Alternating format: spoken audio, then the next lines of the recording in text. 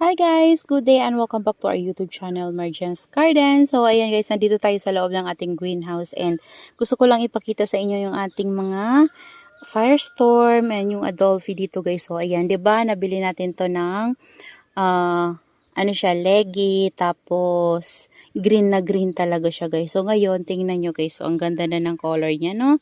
Ayan, tapos dito may flower din siya. Ayan. So yung ibang flower dito guys, ay kinat ko na. Ayan, ang ganda niya. Ang ganda talaga guys ni Adolphi kapag nagtitrailing. So, ano lang, simple lang siyang succulents pero super ganda.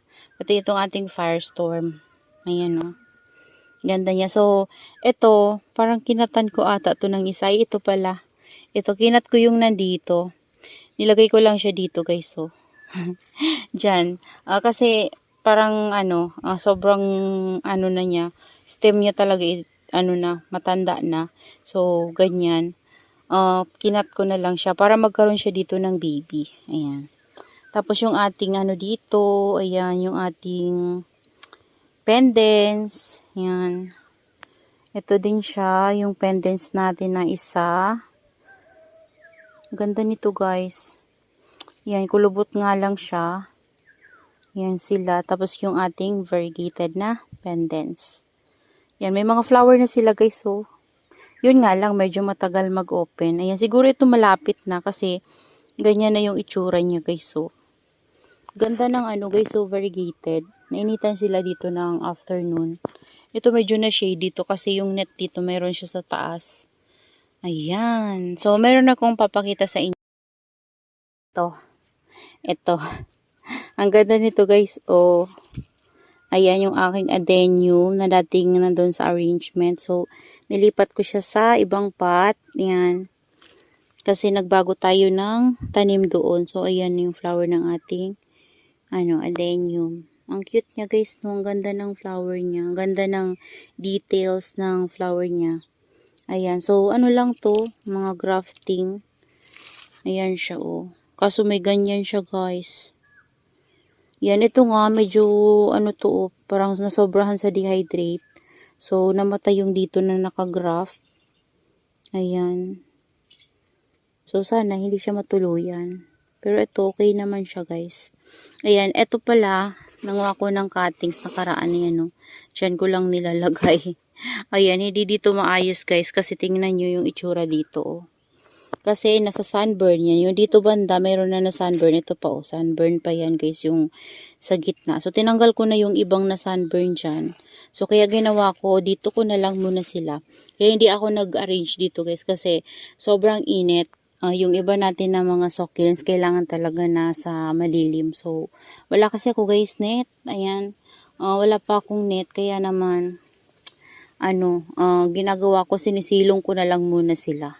Tapos ito nga guys, so yung niripat ko dito na fire feller, tingnan nyo naman oh. Na sunburn, nandun siya banda oh, 'di ba? Nandiyan.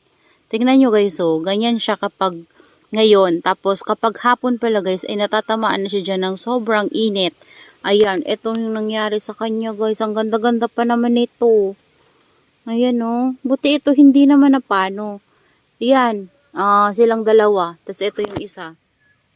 Dito banda sa side na to, pero yung top niya hindi. Ito, nasobrahan sa top talaga. Ayan, sana makarecover pa to guys. Oh, medyo matagal pa naman yung growth ng na to, fire peller ko na to. Hindi ko alam si fire peller or si moonstone. Ayan, kasi magkamukha talaga sila. Ayan, tingnan nyo, ito, may na dito.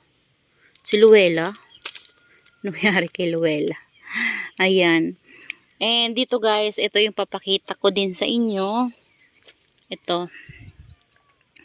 Ito yung ating mini bell. Ayan.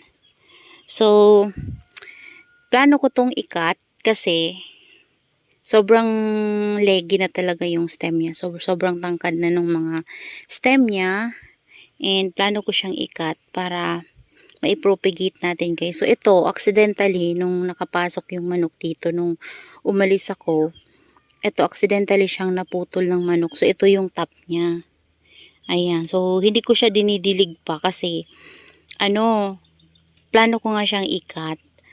And gusto ko munang ipakita sa inyo. Ayan o. Si variegated mini bell. Nag-red na siya ngayon. Hindi pala red, parang pink siya. So, nakaraan kasi ay yellow lang talaga. Tapos, parang green ganyan. Wala pa siyang mga pink. So, ngayon, nagkakaroon na ng mga pink yung kanyang, leaves. Ayan.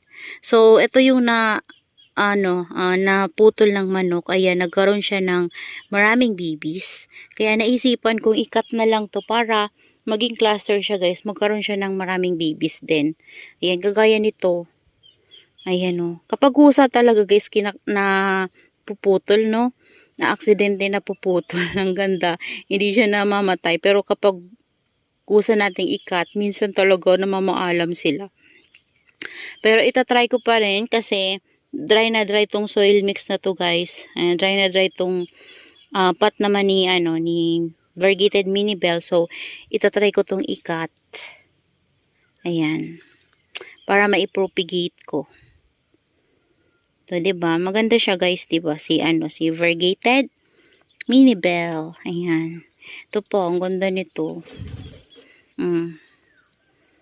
Yan, gustong-gusto ko yung adenium, kaso lang, hindi na ako nabili nito. Kasi, yung pagbili ko nito, guys, ay parang hindi ito yung order ko, tas ito yung binigay niya.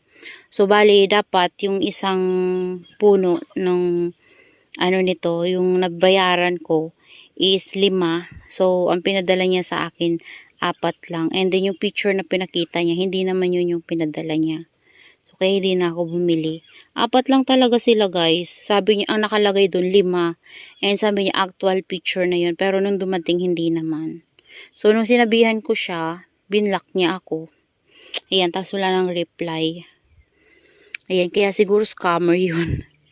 Pero buti na lang, binigyan tayo ng adenium. Ayan. So, hindi lang talaga siya 5. So, dapat 5 yung branches na may mga graft na iba-ibang color ng ating adenium. Tapos, with with ID. Kaso lang, yun nga. Hindi naman yun yung binigay niya sa atin. So, siguro ito, guys, gagawin ko, babaliin ko lang siya. Hindi na ako gagamit ng scissor. Ayan. So, babaliin ko lang. Ganyan, o. Yan. Ganyan. Yan siya. Maitim siya dito, guys. Wala, may mealybugs pala, guys. So, yan, ito lang. Ito lang. May mealybugs.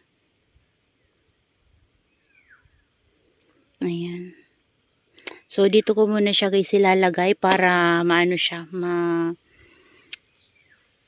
air dry. Ayan. Ito din, cut natin to. Ayan. Balik lang, guys. Binalik ko lang. Ayan. Ayan.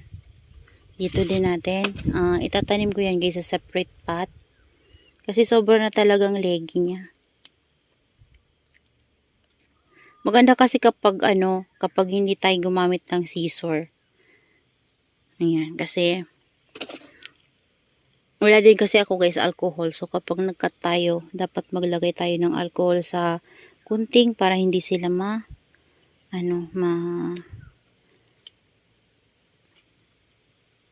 fungus kung mayroon mang bacteria dyan, guys.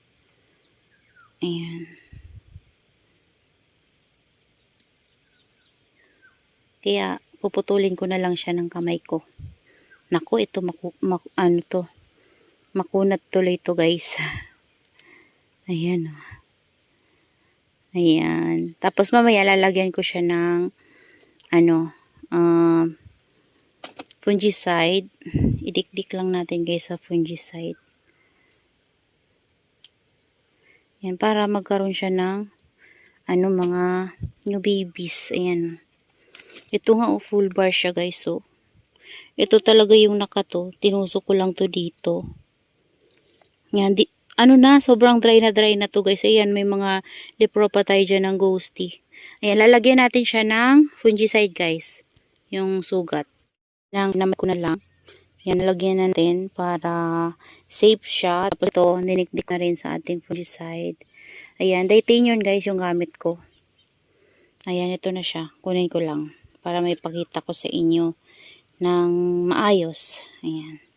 Ganda nito guys. Itatanim ko to sa isang pot na white. Ayan, plano ko siyang itanim sa pot na white. Ayan o. Ganda. Ayan, tas nagpipink-pink siya. Karoon na tayo ng another pot ng ating variegated mini bell. Ha, sobrang ganda guys no. Ayan o. Ayan. Ang ganda. Ganda ni mini bell. So, dito ko muna siya guys para ma-air dry muna natin. Ayan o, yung gamit ko, fungicide, yung Daytane na color yellow. So, ayan. Dito ko muna to para dito shaded lang muna siya guys. Ayan. So, that's all for today's video guys. Papakita ko na lang yan sa inyo soon kapag naitanim ko na sila guys sa panibagong pot nila. Or papakita ko sa inyo kung paano ko sila ulit itanim. Ayan, para sa mga bago nating manunood na nagtatanong kung paano tayo magtanim. Ayan. So, ipapakita ko yan sa inyo. So, that's all for today's video guys. Sobrang init talaga. And see you on my next vlog. Happy gardening everyone. Bye-bye! So, dito guys yung iba nating mga succulents. So, nakatago na. Pati yung ating Mendoza, yung ating Marine, yan. Tinago ko muna sila kasi sobrang init talaga dito sa area ko. Nasusunog sila guys. So, mas okay na nandyan sila. Hindi sila nakakatanggap ng sunlight. Naglilegi. Kasi wala talagang sunlight. Okay lang yun guys. At least buhay sila, diba? Ayan, no? Ayan. So, bye-bye guys!